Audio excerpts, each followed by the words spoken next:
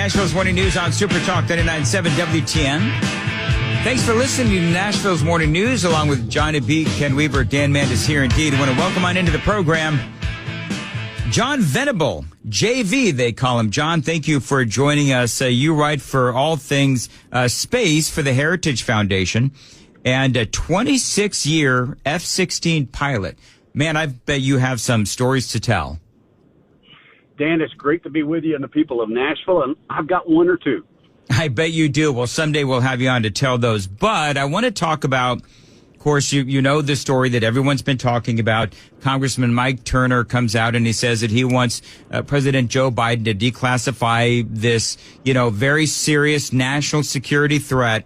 And it turns out, according to at least a lot of the reporting this morning, that threat is Vladimir Putin threatening to send nukes into space to knock out our satellites. Now, I'm putting all of the political games that are being played aside right now. I do want to talk about the specific aspect of Vladimir Putin. He's had this technology for a long time, has he not? Yeah, Dan, it's an interesting time. We've got a bunch of threats we're facing, on our southern border economically, China and Russia. And Russia has had a nuclear arm for a long time. We've known that since the 50s. And what they have always possessed since that time is the ICBM capability. Intercontinental ballistic missiles. It sounds like, something that everybody understands, but the MIRV concept, the multiple reentry vehicle, that idea of dropping small munitions or nuclear munitions one at a time across a wide area is what that MIRV process is about. So they've had this ability to actually engage in a FOBS kind of concept or nuclear delivery concept from space for a long time. But it's multifaceted, and I don't know if you want to go down that path or not. That's your option, Dan. Well, let me ask you. We don't have a lot of time, but I do find all this fascinating. But one of the parts of the story is that he was going to send nukes up. How big of a difference is there between like a nuclear weapon going into space and taking out satellites and just like a non-nuclear weapon? Yeah, so it's very different in the sense of the treaties. Our treaties in space involve nuclear weapons. They don't involve high energy weapons or classic explosive munitions. They involve nuclear munitions, and so him going and placing munitions in space, nuclear munitions in space, would be a violation of a treaty that we've signed up to along with the Russians. And so it's something that is a factor, but it's a real world right now, and kind of all bets are off with regard to what people are willing to do and what these dictators are willing to do. We just have to move to prepare ourselves and to counter it at the very least. John Venable joins us, writes on all things space for the Heritage Foundation. So I guess part of my question would then be, this has always been a threat. Is there something based on what you know?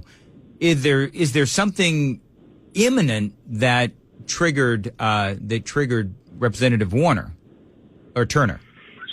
So the revelations that our intelligence apparatus come up with, how they divulge it, and the timing of that is very interesting, I would say. You could go into several classified programs and presidents releasing information on that at critical times to gain them popularity or moves the ball politically.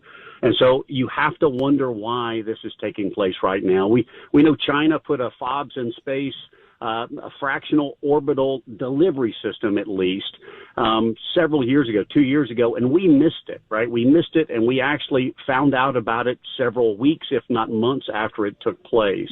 So this ability to do this has been around for a while. It's not a surprise that they can do it. The idea that they are actually moving to do it might be new information that the intelligence community and Jake Sullivan is willing to release now. But again, you have to look at that with a jaundiced eye. In my personal assessment, this is not an imminent threat. It's something that we need to move on so that when it does become a threat, we can actually counter it. Let me ask you this. How vulnerable are we to such an attack? Because, you know, if China can do it and Russia can do it and some of these other nations as well, I can talk about EMPs as well. How vulnerable are we to these kinds of attacks, imminent or otherwise? Yeah, I think the world is vulnerable to it, but the United States relies on space more than any other nation. And if you were to shut down space, if you were actually to take out our assets in space, banking, of all things, banking would shut down. Timing for trains, the timing of light signals in certain cities, all of those things go away, and so what you inflict is chaos. And it takes a while to recover from chaos. Several days is not the number. Several weeks, if not months, is the number, and that's what the problem is. Dan, there's an experiment we did a long time ago when we were actually doing atmospheric experiments with nuclear weapons. It was called Starfish Prime. Back in the 60s, we detonated a weapon in the very upper atmosphere, and we were looking to see what the effects of that were. And what we were surprised to find is three different things. One, we shut down light signals in Hawaii, about 800 miles away from the detonation of this in the upper atmosphere. We weren't expecting that. That was a huge incident. But then we started seeing cascading effects happen in space to where systems were going offline that were on orbit. And so the idea that we are vulnerable to this, everyone's vulnerable, but the United States is particularly vulnerable to a nation that would be willing to shut down space. It would hurt us all, but it would hurt the United States more than anybody else. And that's because we rely so heavily on technology, and we are, incredibly advanced from a technological standpoint. Is there anything that we can do at this point, speaking of our vulnerability, what can we do to protect ourselves as a nation? And is Joe Biden doing it? So the answer is no, Joe Biden is not doing that. You're going to have to get a new administration to do this, but it goes across the spectrum. It goes across the services, how the service chiefs view this. We have not diversified our portfolio of assets. As a matter of fact, we can continue to consolidate them and rely more and more heavily on space. You may have heard of the J8, which is JSTAR's platform. It's the ability to map and see where moving vehicles are on a battlefield. Well, we just cashed all those in. We just retired them, betting on the fact that the United States will have some kind of space radar capability that will eventually map it. We don't have that capability. Our intel collection, our satellite imagery, we rely on that bell, book, and candle. There is really nothing that we can do to compete with that. And so in order to actually minimize that threat, you're going to have to diversify the portfolio. And of all people, Elon Musk is helping us with that inadvertently. His array of satellites is actually going to allow us to diversify our portfolio using commercial assets. And that is our one inroads right now, and we've got to continue to propagate that. So is Vladimir Putin scared of us? The answer is no, he's not. He understands power, and he understands that Joe Biden is feckless.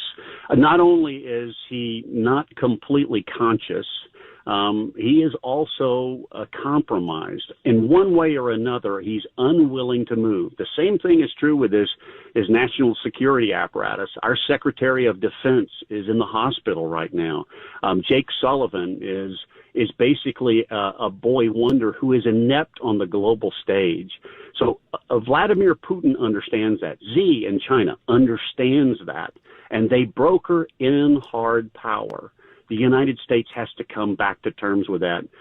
You bring Donald Trump back into office, and it will suddenly quell those movements because Trump understands power as well. whoever moves into the White House next has got to take the reins and regain control of the world. And once they do, the world will settle down and our issues will start to quell. Yeah, I mean, Trump came up with a Space Force, right? I mean, there were a lot of people that mocked him for that, but I mean, clearly he saw that this is a threat. He absolutely did, but it's not just space, it's across the portfolio. He was the CEO who could actually handle multiple issues on multiple fronts. Our economy, the southern border, dealings with China, dealings with the Middle East, the Abraham Accords, you name it. That administration had it in spades. This administration can't handle one issue well. As a matter of fact, it's handling them all poorly. And we'll leave it right there. You're right. Absolutely. John, thank you very much for joining us here on Super Talk 99.7 WTN. So true. Are you on Twitter? Can people find you on Twitter? You sure can. JV Venable, at JV Venable on Twitter. And I would love as many Nashville folks to come and join me there. And I love the dialogue. All right. Thank you very much. We'll have you on again and very much appreciated. 8-19 on Super Talk 99.7 WTN. Yeah. I mean, he's right. I mean, there's nothing that he's saying that is really a surprise. We know that Joe Biden is feckless. I was saying earlier, and people, maybe they've missed the first couple of hours of the radio broadcast, but what Mike Turner did, I think that he is very much wanting to manipulate the situation so that he can get the okay for funding for Ukraine. Because to me, that's what's actually going on, is he has been demanding funding for Ukraine. What better way to get that funding than to try to manipulate the situation and pressure Speaker of the House Mike Johnson by telling the world that there is a serious national security threat, and it's Vladimir Putin. Well, we've got to fund Ukraine because, Putin is doing what he's doing. So, my Lord, we've got to beat him. We've got to fund Ukraine and give Ukraine $60 billion. You see the manipulation that is being played. And if that's true, if Congressman Mike Turner really is trying to manipulate the situation by trying to scare the living hell out of well-meaning Americans who maybe aren't, nearly as politically aware as others, shame on him. Because what he is doing is he is manipulating America. He is trying to manipulate the House of Representatives to get a policy initiative passed. And he's doing it by emotionally screwing with the American people. Now, when this whole thing came out, I almost immediately thought, all right, so what am I missing here? Because you'll recall when FBI Director Christopher Wray, he came out, remember that day? And all across the media, there were all these stories about how he had come out and he had been warning Americans about all of the dire threats that were out there. And it turns out that, he wanted to continue on with, the spying on Americans. And so whenever I hear these things, I'm always sitting here thinking, okay, well, what's the real story here? And what is it that they're really looking for? And in the case of Mike Turner, he's been demanding funding for Ukraine. And some of you folks brought up a great point, which is, well, if we're continuing to fund Ukraine, then wouldn't that actually piss off Vladimir Putin? No, because Vladimir Putin is enjoying watching America destroy our economy and tap our military and cause all of this chaos. That is exactly what is going on. So for me, I think Turner is trying to manipulate the situation. And please understand, I fully do understand and agree that Vladimir Putin is a threat. But the little stunt that Turner pulled yesterday, I don't know. Maybe I'm wrong on this. Maybe I'm wrong. But I don't know. To me, I think he's trying to manipulate the situation. He's trying to scare the hell out of the American people. And he's trying to force Mike Johnson, Speaker of the House Mike Johnson, to bring the Senate's version of security to the floor on the House side so that Ukraine can get their $60 billion, because it's a total of what, 93, 94, 95 billion dollars. Bottom line, though, here is that Johnson has said, I'm not going to bring this legislation to the floor on the House of Representatives. And there are some, like Mike Turner, who have been critical of the Speaker of the House for that.